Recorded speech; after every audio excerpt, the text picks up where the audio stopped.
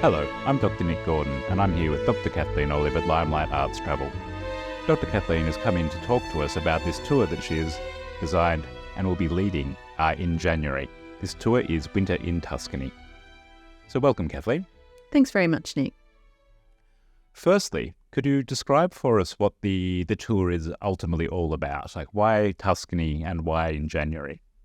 The January question is the easiest to answer. Tuscany is one of the most sought-after destinations for cultural travellers in Italy because of its extraordinary heritage of art and architecture.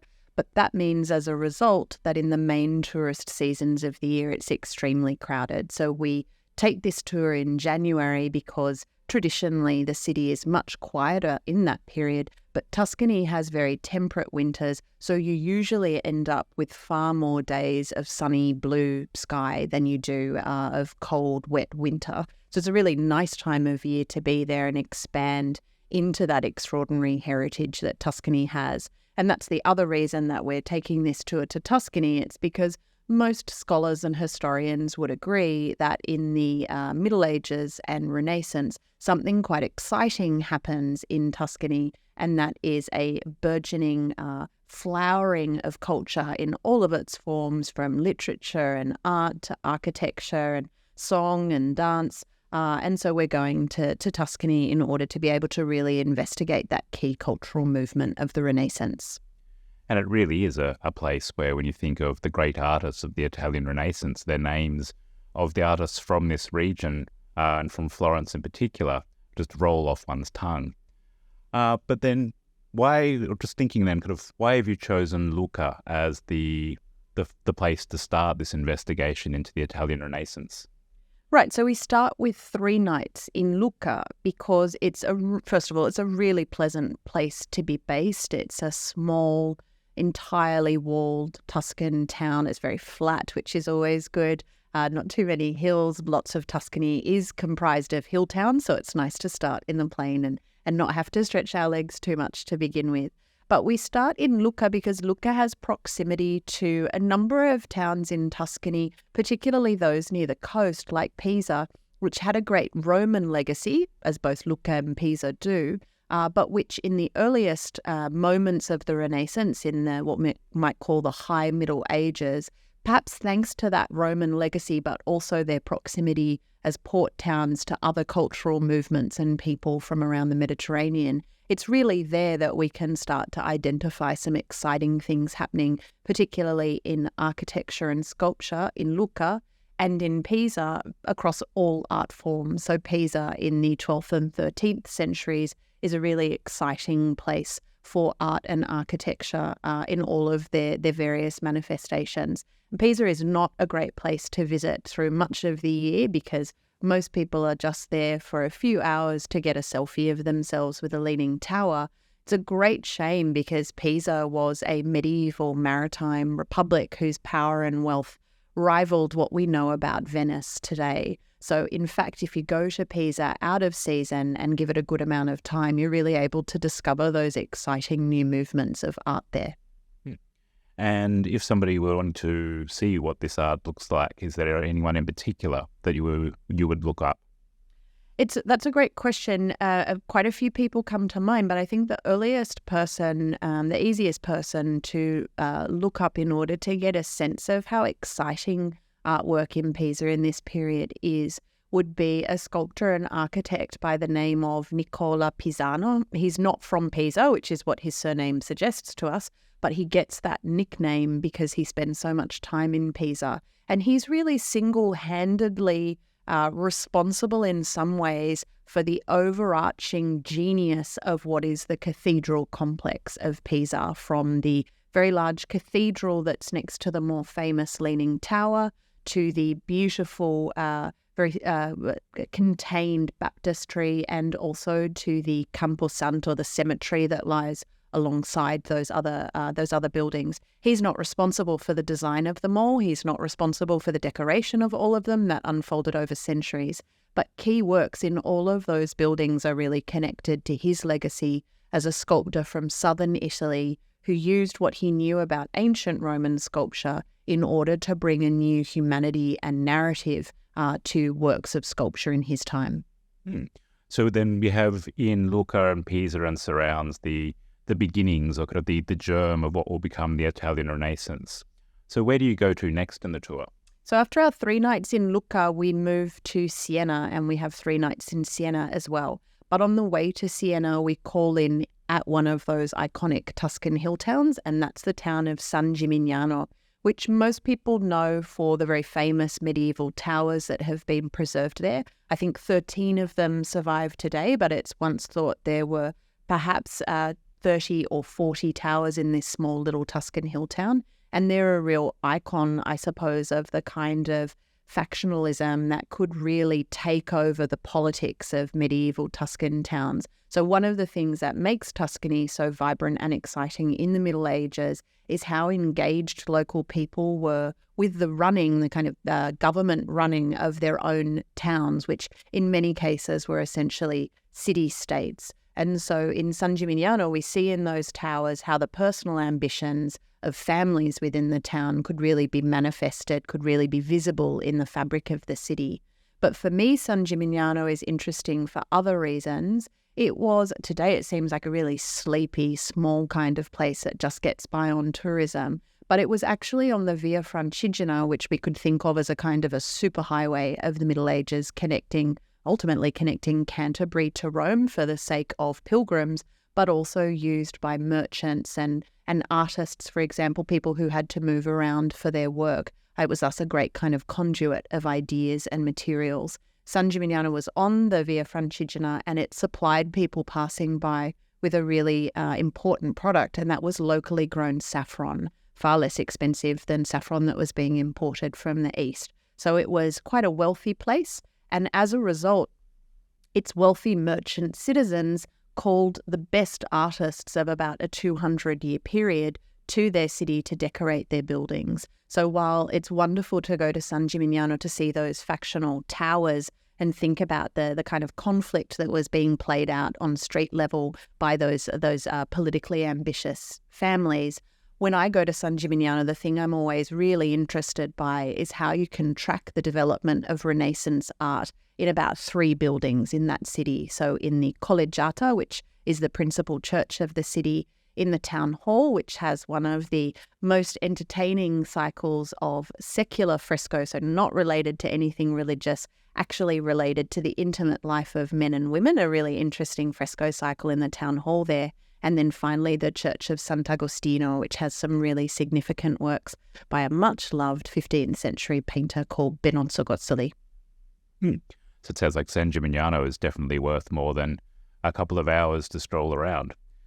So then we've got this coming together, we've got this theme of trade, of politics and art, all kind of joining together in these cities. So then where does Siena fit in with this?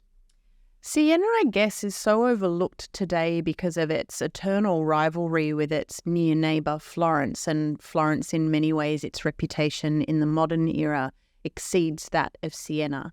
But Siena gets there in terms of a combination of trade and mercantile life and civic government and luxury items and great art commissions, big populations. It achieves all of those things much earlier than Florence does and before Siena. Pisa has achieved all of those things, so the tour is working kind of chronologically through these iconic centres of the what will become known as the Italian Renaissance.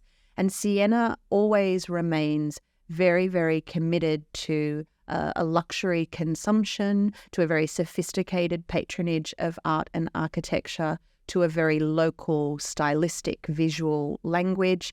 And perhaps because of the eventual eclipsing of the city in a political sense by its neighbour Florence, the Sienese hold on to a lot of those traditions well into the modern age. So something that's quite beautiful about going to Siena today is that it really feels different. It really does still feel unique. It does feel like a place that has preserved a lot of those traditions. And in fact, scholars of the Italian language, people love to talk about how Florence is the place where the true Italian language is spoken in its purest forms. But scholars of the Italian language actually say it's Siena that preserves the kind of Italian, the earliest form of a sophisticated and elegant spoken vernacular. So the thing I love about going to Siena is how different it feels. You don't feel like you're in Florence or some kind of generic Tuscan place. You know immediately, I'm in Siena.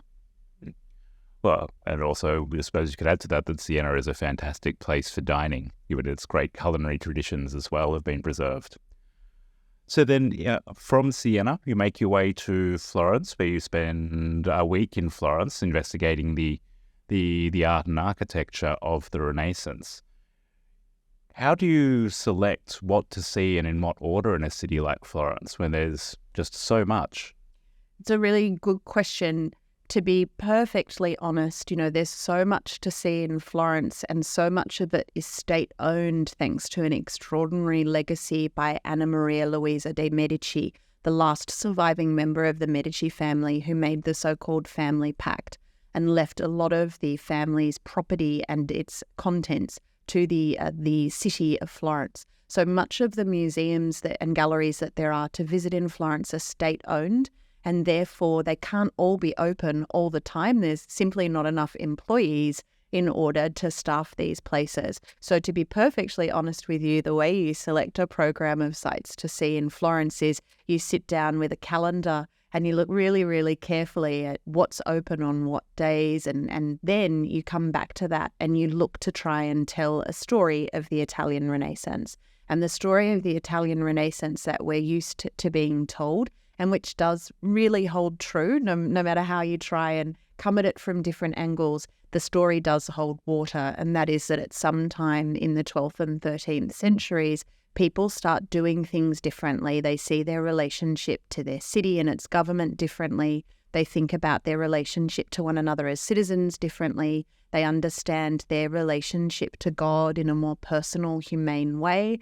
They're interested then to be able to demonstrate their Christian belief in ways that also demonstrate their social magnificence and their status. And all of these things come together as well with an explosion of learning. So new languages like Greek, for example, the discovery of ancient texts that have been preserved in various places throughout Western Europe, the arrival of Greek clerics for the Council of Florence in the middle of the 15th century. All of those things do seem to lead to this so-called rebirth, a new style of painting, a new style of literature, something that really encompasses all forms of cultural and civic life. So when we come to Florence, the way we tell that story is to go through it chronologically, looking at the earliest places in Florence that exemplify some of those traditions. Those are, in the case of Florence, those are often great churches, for example, places like Or San Michele, which is a laboratory for 14th, 15th and 16th century cutting-edge sculpture.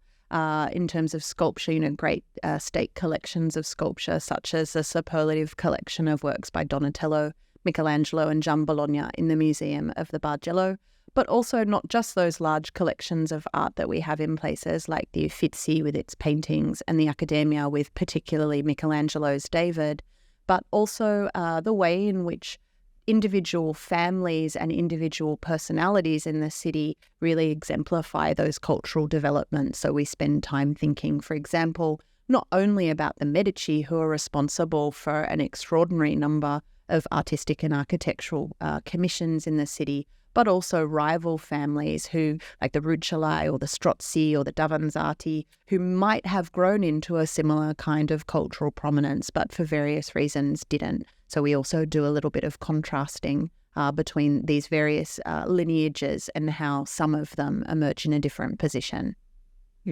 Which would be quite a fascinating thing to be able to pick apart, and imagine being able to do that in situ, where you can see, say, for example, the different styles some of these families might be promoting, the different artists they might be using, or perhaps even when they're using the same artist to work for both of them.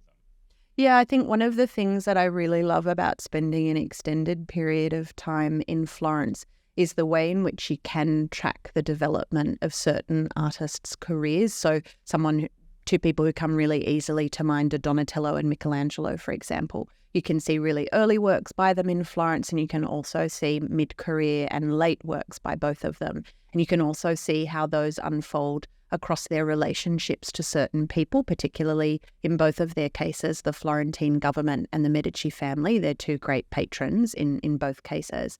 But the other thing that I find really gratifying, not just about spending a long amount of time in Florence, but also in Tuscany in general, is that the real benefit of going to Tuscany is that you get to see so much of that art in its original context. So yes, you visit great collections like the Uffizi or the Accademia in Florence, or the wonderful but hardly visited National Art Gallery in Siena, and you see these great collections of painting and sculpture. But for me, the true joy of going to Tuscany is that you can see world-class masterpieces still sitting on the altars of the chapels of the churches for which they were commissioned. And that, I think, really unlocks your understanding of an artwork when you understand who wanted it there, why they wanted it there, and how the artist responded both to the commission but also to the real-world conditions in which the artwork was going to be and still can be seen. So among these older pieces that you can still see in their context, do you have any personal highlights? I love a church that is not one of the big kind of pantheons of Florentine art. So those are the churches like Santa Maria Novella or Santa Croce, and we do also spend time in those great pantheons of art in Florence as well. But I really prefer a much smaller church. It's right in the center of the city. It's called Santa Trinita. It's one of the only churches in Florence that doesn't just have artworks in their original location, beautiful series of fresco paintings by the artist Ghirlandaio, for example, but also some of the actual church, for want of a better word, infrastructure. So, for example, some of the chapels in that church are still closed by the 15th century ironwork grills that were installed at the same time as, amazing paintings by Fra Angelico's teacher, Lorenzo Monaco. And it's quite unusual to see churches still in their 15th century architectural surrounds, because so much of that was changed later during the Counter-Reformation. So it's not a big church. You don't have to pay a ticket to go in. You just need to take some euros with you for the light machines, the kind of always that's the requirement in Florence. But you can see there, I think, not just the original location, but also you get a sense of some of the original viewing conditions, which it's really, it's next to impossible to do that in a big gallery. Big galleries give you other benefits. They give you better lighting, for example, but you can't get that original intention, I think, in the same way. Well, thank you very much for taking us through this program and kind of the insight that it offers. Are there any other parts of the program that you would like to talk about? Yeah, we don't just spend a full week in Florence without understanding the city in relationship to the countryside. For both Florence and Siena, that's really important, is to understand the historic city in relationship to the countryside around it, but also to understand how things like, for example, modern tourism have affected the developments of those cities. And you wouldn't really want to do that in the middle of the high season, because every other tourist is making that exploration with you. But in January, when the weather is still quite temperate and, as I've said, often, bright sun, blue skies, it's quite lovely to spend time in the Tuscan landscape, which is particularly given over to types of farming and agriculture, obviously, like olive farming or winemaking. So we do also spend time in Chianti outside of Siena. We have a lovely wine tasting at quite a prominent winery in Chianti, and hear about the ancient roots of winemaking in that part of Tuscany, but also how it's become such an important modern industry.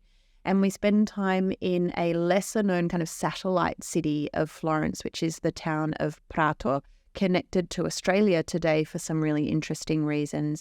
A very interesting modern Italian town because of how culturally diverse it now is. And it also preserves, again, some kind of unexpected masterpieces of the Renaissance, both inside Prato and in a little village nearby called Carmignano. So we also spend some time out in the countryside, enjoying good wine, enjoying good food, and getting a kind of a side of superlative art in addition to those wonderful meals and tastings.